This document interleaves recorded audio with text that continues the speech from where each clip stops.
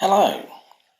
Well, I thought it'd be useful to show you how to set up an assignment document in accordance with the requirements generally of the university and more specifically for any of my units and assignments that you undertake.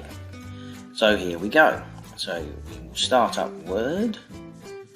I'm using a PC, very similar if you're using an Apple running Microsoft Word.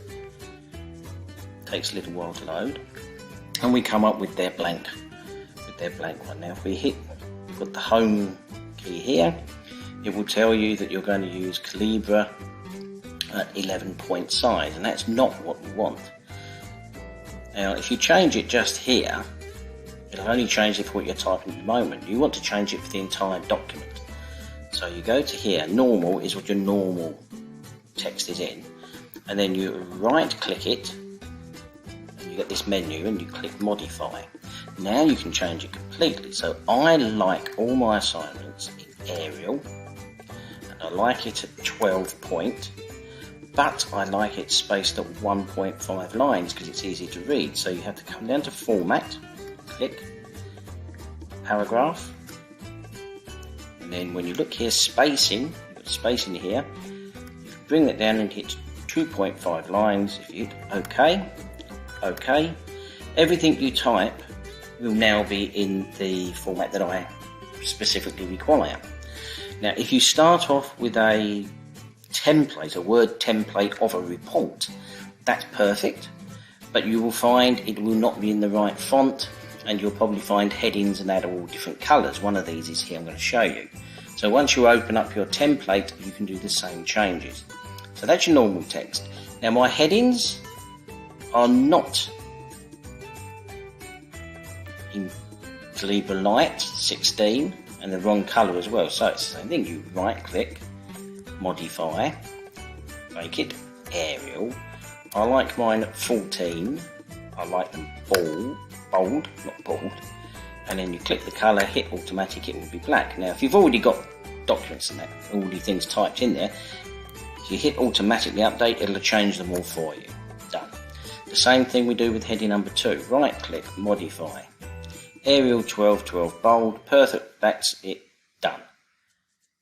No, it's heading 2, yep, that seems to be okay, done. So now they're all right. Now on here, this is your cover, so you have to put the basic information in.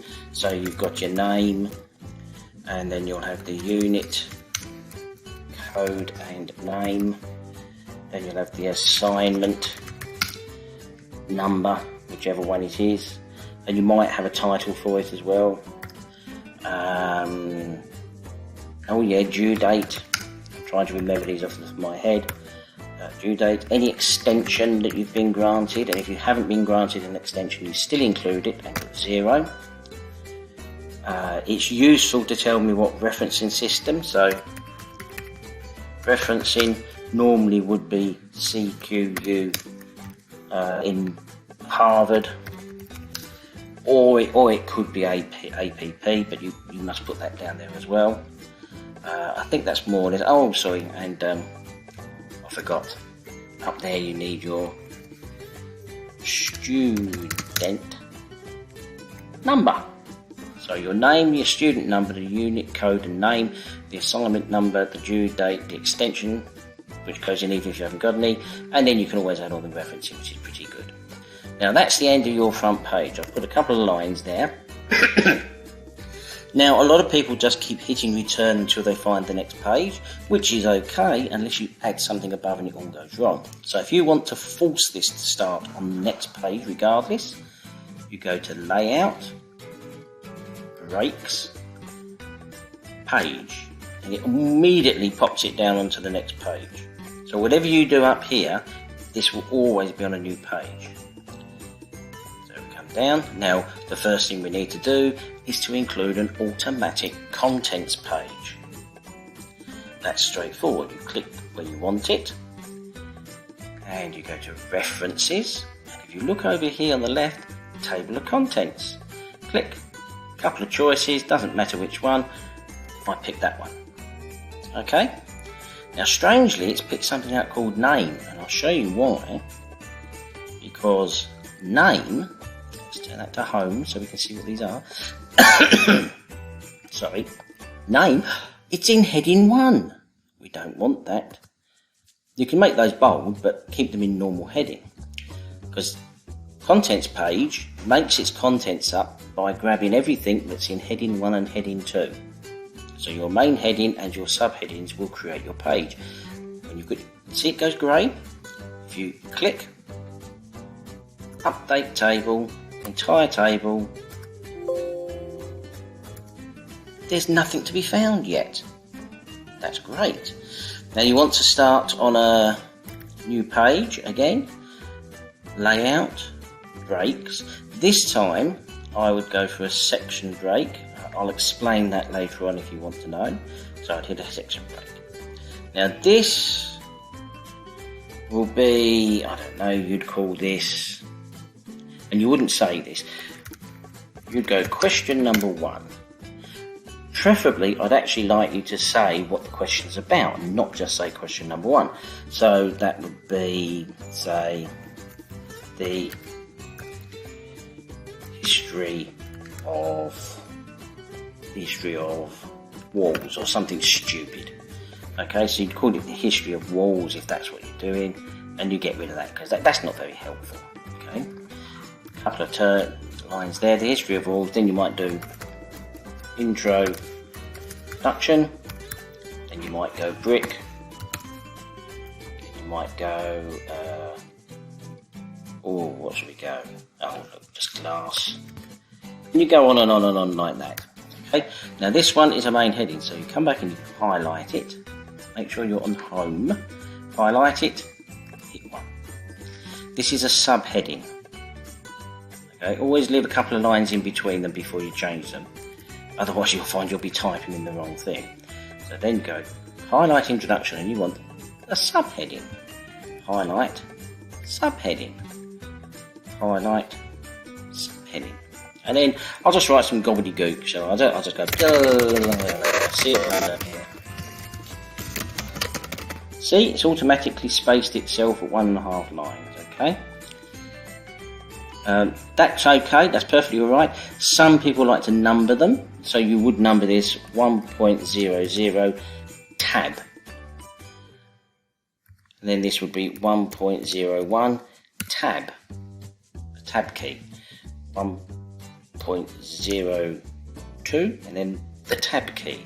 No spaces with a space bar because it doesn't work very well. 1.03 and tab. Okay?